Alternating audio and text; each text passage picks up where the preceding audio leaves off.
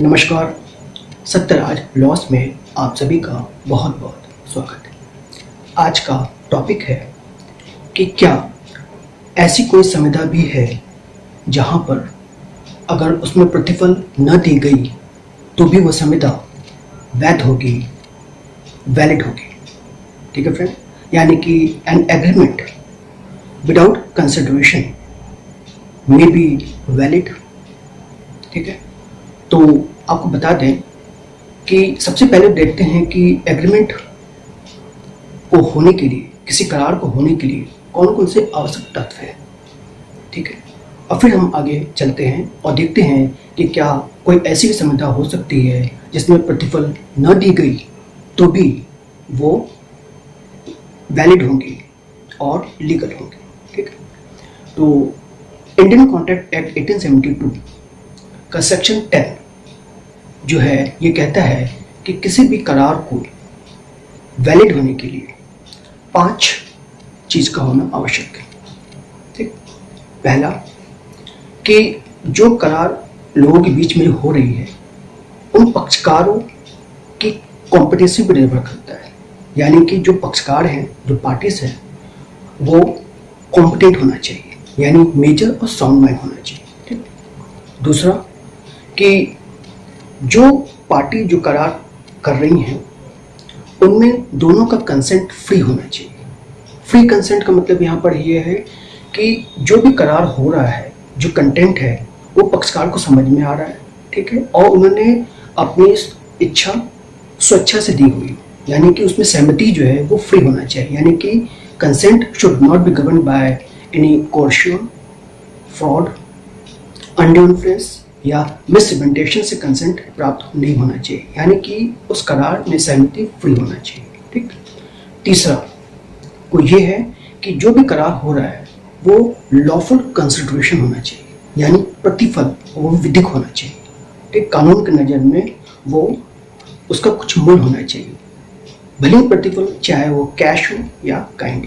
ठीक, चौथा कि जो करार किया जा रहा है उसका उद्देश्य लॉफुल होना चाहिए। लॉफुल का मतलब यहाँ पर ये है कि विधिक उद्देश्य के लिए होना चाहिए। ठीक, लॉफुल ऑब्जेक्ट के लिए होना चाहिए। ऐसा ना हो कि कोई चोरी करना, डकैती या रॉबरी या कोई गलत काम करने के लिए करार की गई हो, तो वो इसमें नहीं आए, यानी कि ऑब्जेक्ट जो है वो लॉफुल होना चाहिए। और लास्ट है कि ऐसा कोई भी करार जो हो रहा है वो किसी भी लॉ में वॉइड, शून्य ना हुआ। ठीक है, तो ये अगर 5 तत्व हैं तभी वो वैलिड एग्रीमेंट कहलाएगा। ठीक, और यही एग्रीमेंट जब इन्फोर्सेबल बाय लॉ, याद रखिएगा, जब यही एग्रीमेंट कानून द्वारा पालन करा दिया जाए या कराने योग्य हो जाए तो इसे हम कहते हैं कॉन्ट्रैक्ट। याद रखिएगा, करार और संविदा में काफ़ी कन्फ्यूजन रहता है, तो बस इतना ही अंतर है कि करार वो है जो सेक्शन 10 में लिखा हुआ है, और जब यही करार कानूनी पालन कराई जा सके, यानी कि it can be enforce by the court of law, तो यही करार जो है वो संविदा बन जाता है। और ये दिया हुआ है सेक्शन 2H में of the Indian contract act 1872। अब हम आते हैं अपने मेन पॉइंट पे, जिस पे वीडियो बनाने का मेरा मकसद है कि क्या an agreement without consideration may be valid, यानी कि कोई भी कॉन्ट्रैक्ट संविदा है उसमें प्रतिफल नहीं दी गई है, जबकि सेक्शन 10 कह रहा है कि लॉफुल कंसिडरेशन होना मस्ट है। ठीक है, तो क्या ऐसा भी संविदा हो सकता है कि जिसमें प्रतिफल न दिया गया हो, कोई लेन देन न हुआ हो, और तो भी वो करार या संविदा वैलिड कहलाएगी। ठीक, तो सबसे पहले हम आते हैं कंसिडरेशन। कंसिडरेशन क्या होता है इसको समझते हैं। तो प्रतिफल को जो डेफिनेशन है वो section 2D of the Indian contract act 1872 में दिया हुआ है, जो कि ये कहता है कि प्रोमिसर यानी वचनदाता की इच्छा पे वचन ग्रहीता यानी प्रोमिसी या उसका कोई सदस्य ने कोई काम किया था या करने का, ठीक है, या उससे अवतरित रहता है, यानी एक्ट डन और एब्स्टेंट फ्रॉम डूइंग। ठीक है, दूसरा कोई काम करने जा रहा है या उससे विरत रहता है, या कोई काम करने का या उस काम करने का विरत रहने का वादा करता है। ठीक है, तो ऐसा कार्य या विरत या वादा उसे कंसिडरेशन कहा जाता है। ठीक है, यानी प्रतिफल। जैसे फॉर एग्जाम्पल, और अच्छे से, ये तो सिर्फ वर्डिंग है एक्ट का। ठीक है, हम एक साधारण एग्जाम्पल समझते हैं कि संविदा किसे कहते हैं या कंसिडरेशन किसे कहा जाए। तो एक सीधी सी बात यह है कि जैसे आजकल देख लीजिए, आजकल हेल्थ इंश्योरेंस, स्वास्थ्य से संबंधित बीमा का बहुत प्रचार हो रहा है। ठीक, ये भी एक कॉन्ट्रैक्टेड पार्ट है। ठीक, तो सपोज करिए ये है इंश्योरर जो बीमा कर रही है, ये इंश्योर्ड व्यक्ति जिसने बीमा कराया। ठीक, यानी ये इंश्योर्ड कंपनी है, ये इंश्योर्ड कंपनी यानी इंश्योरर है, ये इंश्योर्ड पर्सन है जिसका इंश्योरेंस हो रहा है। ठीक, तो ये इंश्योरेंस कंपनी ने इस व्यक्ति से कहा कि आप मुझे, याद रखिएगा, आप मुझे प्रीमियम दीजिए। प्रीमियम जो है 4 प्रकार से दी जाती है, या तो मंथली या क्वार्टरली या 6 मंथली या ईयरली।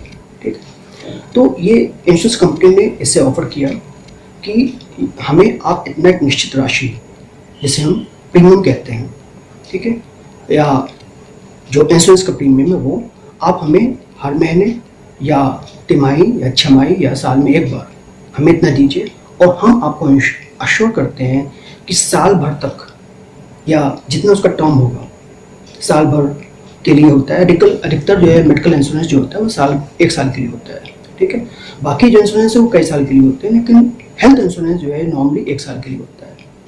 ठीक, तो उसमें एक आ गया कि साल भर तक आपके स्वास्थ्य से संबंधित कोई भी समस्या आएगी तो कंपनी वुड बी रिस्पॉन्सिबल, यानी कंपनी विल इंडemnify, यानी क्षतिपूर्ति, जो भी आपके शरीर से संबंधित कोई क्षति अगर होती है उसकी क्षतिपूर्ति कंपनी करेगी।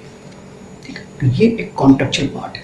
ठीक, इसमें देखिए कि करार क्या हुआ है कि ये जो व्यक्ति जो इंश्योरेंस ले रहा है, बीमा ले रहा है, उसने इंश्योरेंस कंपनी के टर्म्स को साइन किया। टर्म क्या था कि ये हर महीने एक किस्त, एक पैसे का एक अमाउंट जो है इंश्योरेंस कंपनी को देगा हर महीने। ठीक है, 12 महीने तक देगा, और इंश्योरेंस कंपनी के बदले में पूरे साल भर तक इस व्यक्ति के स्वास्थ्य संबंधित कोई भी क्षति होती है तो क्षतिपूर्ति का पूरा जिम्मा इस कंपनी का होगा। ठीक है, तो यहाँ पर जो लेन देन है वो क्या हुआ, जो प्रीमियम दिया जा रहा है that amount of consideration. Consideration किसने तय किया, ये इंश्योरेंस कंपनी ने, यानी प्रॉमिसर ने, यानी वचनदाता ने। ठीक है, कैसे पेमेंट करेगा वो भी इसने तय किया। ठीक है ना, ठीक, ये यानी कि इंश्योर्ड व्यक्ति एक प्रीमियम देगा, कितना देगा वो भी इसने तय किया। ठीक, तो यही कहने का मतलब है कि कंसिडरेशन मतलब जो प्रॉमिसर की इच्छा पे, at the desire of promiser, कोई काम करने या न करने या कार्य से विरत रहने, ठीक है, चाहे प्रेजेंट हो, चाहे पास्ट हो, चाहे फ्यूचर हो। ठीक है, तो कोई वचन, कोई यानी कोई कार्य, कोई वचन या एब्सटेंस अगर रहता है प्रॉमिसर की, यानी कि वचनदाता के कहने पे, तो उसे हम कहते हैं प्रतिफल। ठीक है, जैसे यहाँ पर प्रीमियम है। ठीक, अब हम आते हैं section 25 of the Indian contract act 1872, जो ये कहता है कि an agreement without consideration is void. क्यों? क्योंकि सेक्शन 10 कह रहा है कि एग्रीमेंट वही वैलिड होगा जिसमें ये 5 तत्व पाए जाएंगे, उनमें से तीसरा तत्व जो है, तीसरा एसेंशियल एलिमेंट हो कंसिडरेशन ही है। जबकि 25 कहता है कि all agreement without consideration is void except. 25 के 3 अपवाद है, जिसमें कहा गया है कि ये 3 करार ऐसे हैं जिसमें कि अगर प्रतिफल नहीं भी है तो भी ये करार प्रतिफल न होते हुए भी वैलिड होगा, मान्य होगा। ठीक, तो उसके एक्सेप्शन जाते हैं। तो 25 के पहला पार्ट 25 सबसेक्शन 1 में लिखा हुआ है कि अगर कोई ऐसा करार है जो प्राकृतिक प्रेम और स्नेह यानी नेचुरल लव एंड अफेक्शन में किया गया है तो वो करार वैलिड होगा। जैसे एक बुजुर्ग व्यक्ति है, उसने अपने पोते के लिए ये प्रॉमिस किया कि हम अपने पोते को एक कार खरीद के देंगे। ठीक, और अपने प्रॉमिस को उन्होंने रिटर्न कर दिया, लिख दिया और लिख करके रजिस्टर्ड करा दिया। याद रखिएगा 25 को 1 की वैलिड होने के लिए यानी एप्लीकेबिलिटी के लिए 4 चीज न जोड़िए। पहला, प्राकृतिक प्रेम स्नेह या नेचुरल लव एंड अफेक्शन होना चाहिए, वो प्रॉमिस रिटन होना चाहिए, और तीसरा ये प्रॉमिस जो है वो रजिस्टर्ड होना चाहिए, और चौथा क्या है कि जो प्रॉमिसर और प्रॉमिसी है, वचनदाता वचनग्रहीता के बीच में एक क्लोज रिलेशनशिप होना चाहिए। ये चार चीज होगा तभी 25 का 1 इफेक्टिव होगा, कम इनटू प्ले। ठीक, इसमें एक फेमस केस लॉ है, नाम है राजकली देवी वर्सेस भूतनाथ मुखर्जी, 1900 का केस है ये। इसमें क्या हुआ था कि ये दोनों राजकली देवी और भूतनाथ मुखर्जी ये हस्बैंड वाइफ हैं, और हस्बैंड जो है अपनी पत्नी से काफ़ी त्रस्त हो चुके थे। ठीक, वो साथ साथ नहीं रहना चाहते, तो हस्बैंड ने अपनी वाइफ से एक करार किया, कॉन्ट्रैक्ट किया कि तुम हमसे अलग रहो और तुम्हें इसके बदले हर महीने जो भी मंथली खर्चा आएगा, यानी कि हर माह तुम्हें हम जो भी तुम्हारा खर्चा आ रहा है वो हम उठाएंगे, बस तुम मुझसे अलग रहोगे। ठीक है, ये कॉन्ट्रैक्ट को उन्होंने साइन करके रजिस्टर्ड कर लिया। ठीक, कुछ समय तक तो भूतनाथ जी अपनी पत्नी को मेंटेनेंस देते रहे हर महीने, और उसके बाद उन्होंने बंद कर दिया। तो राजकली देवी जो है वो कोर्ट में गई, और वहाँ पर उन्होंने ये कॉन्ट्रैक्ट दिखाया, कोर्ट को, न्यायालय को दिखाया, और कहा कि मेरे पति जो है कई महीनों से मुझे मेंटेनेंस नहीं दे रहे हैं। ठीक है, जो मंथली मेरा खर्च है वो नहीं दे रहे हैं, कृपया मुझे दिलवाया जाए। कोर्ट ने एग्रीमेंट को देखा और कहा कि ये एग्रीमेंट इज वॉइड, शून्य। अब देखिए, तो क्रिटिकल पॉइंट को देखिएगा, ये शून्य कैसे हो गया, जबकि इसमें जो है सब कुछ लगभग है, लेकिन एक चीज में नहीं है। सबसे पहली बात क्या है कि ये जो है क्लोज रिलेशनशिप में था हस्बैंड वाइफ के बीच में, पहली बात। दूसरी, उन्होंने साइन करा लिया। तीसरा, रजिस्टर्ड करा लिया। ठीक है, लेकिन इसमें एक चीज नहीं है, और उसी आधार पर कोर्ट ने कहा कि ये एग्रीमेंट वॉइड है। क्या वजह है? देखिए, नेचुरल लव एंड अफेक्शन इसमें नहीं है, प्राकृतिक प्रेम और स्नेह नहीं है, और इसीलिए ये करार जो है शून्य हो गया।